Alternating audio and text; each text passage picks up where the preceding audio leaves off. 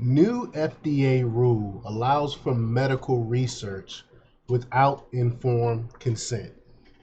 That's right.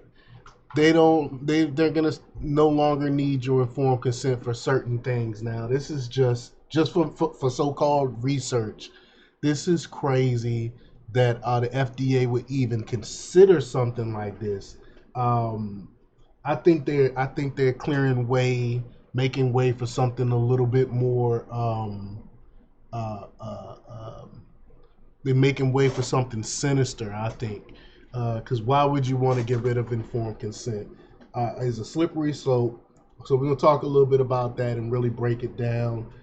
Talk about what informed consent really is, and why we need informed consent to protect us. Um, because think Tuskegee experiment. Uh, there was no informed consent there. So and now they want to get rid of informed consent. But before we get started, go ahead and hit that like button, share this out so we can get this information out there. Subscribe if you're not already a subscriber, and hit that alarm bell so you know when I'm putting out new stuff. Also, check out my link tree in the description. It has a link to my Patreon where I talk about things I can't talk about here. There's also a link to my Instagram and my merch store. Also, check out jjthepsychotherapist.com for news as well. All right, let's talk about this news. The U.S. Food and Drug Administration, or FDA, has finalized a rule to promote the discovery of more treatment and diagnostic options in the medical field. Certain clinical trials can now operate without obtaining informed consent if they pose so-called minimal risk and include safeguards for participants' rights, safety, and welfare. Again, so they can basically experiment on you without you giving a go-ahead. So let's define informed consent first. Now, informed consent is the process in which a healthcare provider educates a patient about the risks, benefits, and alternatives of a given procedure or intervention. The patient must be competent to make a voluntary decision about whether to undergo the procedure or intervention.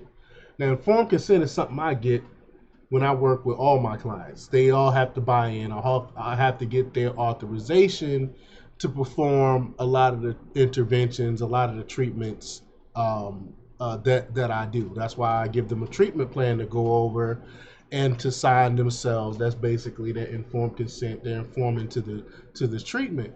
Now, it's supposed to be the same for the medical field, but they're changing all that. They don't need your consent to test these things on you. Especially, you would think, especially if it's something experimental, they would need your informed consent.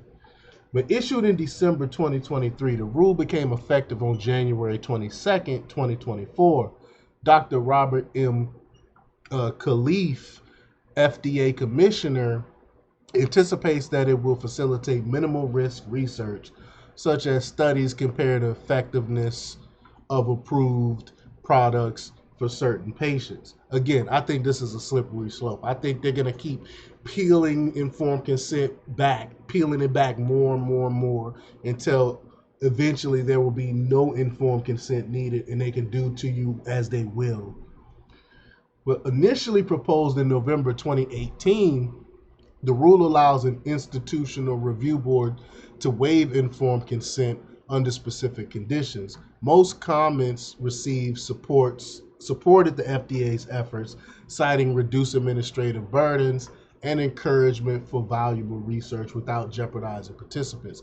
However, some critics, like myself, argue that the rule may erode trust by allowing compromises on standards, particularly regarding the vague definition of minimal risk. They really don't define that. But the term's interpretation could lead to decreased public trust in research and healthcare providers. I mean, even worse than what it already is now. I think COVID has really ruined trust in these institutions, in these hospitals, in these providers. But defined by the FDA, minimal risk means the likelihood of harm or discomfort is not greater than any daily activities. The ruling comes amid efforts by the FDA to rebuild public trust after the COVID pandemic. Again, how is that going to build our trust by getting rid of our informed consent? But Dr. Khalif sees the new rule as a step towards promoting robust clinical research and enhancing treatment and diagnostic options for patients. But let me know what you think about this. Do you think this is a slippery slope? You think we're going to lose all informed consent? Leave your comments down below. Like, share, subscribe, and check out jjthepsychotherapist.com for the latest in news. Until next time, peace.